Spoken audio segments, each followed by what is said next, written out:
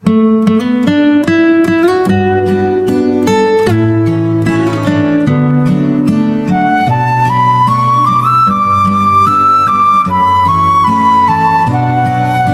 ងកំពតពេលល្ងាខ្យល់បងពីសមុទ្រ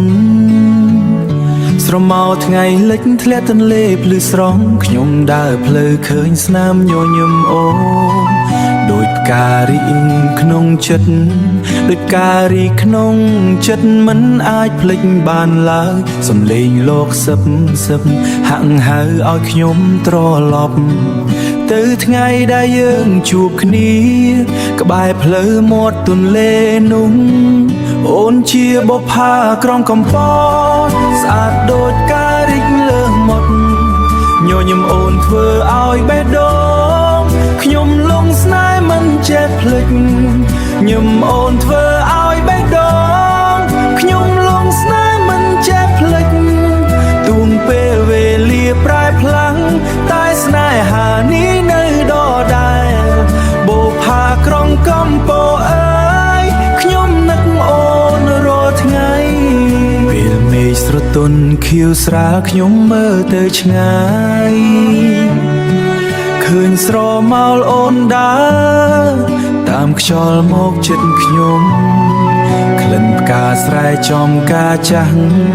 ប្រាប់រឿងស្នេហ៍ពីមុនដែលយើងសន្យាថានៅជាមួយគ្នាបើថ្ងៃណាអូនឆ្ងាយខ្ញុំនៅតែរងចាំនៅកន្លែងចាស់ដដែលដោយស្នេហ៍មិនប្រែអូនជាបុប្ផាក្រុងកំពតស្អាតដូចការរីកលើមាត់ញញឹមអូនធ្វើឲ្យបេះដូ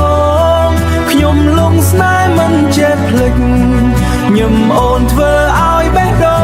ងខ្ញុំលងស្នេហ៍មិនចេះភ្លេចទូងពេលវេលាប្រែផ្លាំងតែស្នេហានេះនៅដដែលបុប្ផាក្រុងកំពតអើយខ្ញុំនឹកអូនរាល់ថ្ងៃបើថ្ងៃណាអូនវិលមកវិញសូមកុំបាត់ខ្ញុំនៅទីនេះស្នេហ៍មួយនេះនៅរងចាំមិនប្រែចិត្តឡើយអូនអើយបុប្ផាក្រុងកំពតនៅក្នុងបេះដូងខ្ញុំជានិច្ចស្នេហ៍នេះមិនបាត់បង់ដួងពេលវេ